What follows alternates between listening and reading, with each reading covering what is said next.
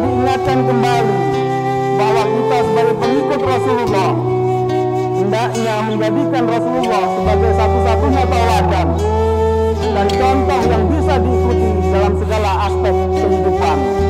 Pada seluruh pegawai bisa mengaplikasikan contoh dan tauladan yang telah diberikan oleh Rasulullah Muhammad SAW.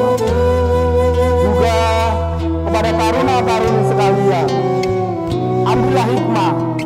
Beliau adalah tauladan terbaik, seorang pemuda yang gagah perkasa, yang mempunyai visioner, yang mempunyai karakteristik yang dapat dipercaya salah satunya.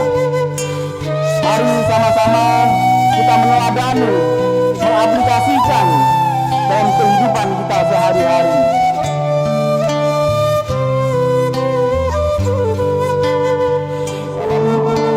Kita hadiahkan kepada junjungan alam Nabi besar Muhammad sallallahu alaihi wasallam, Nabi yang menjadi teladan hidup yang sempurna dan paripurna. Tidak ada seorang manusia pun, terlepas apapun agama, apapun suku dan bangsanya, apapun pekerjaan dan profesinya, kecuali pasti dia akan dapati pada Rasulullah keteladanan yang sempurna. Sebagai anak kecil, beliau terlahir sempurna dari pernikahan yang sah ayah dan ibunya.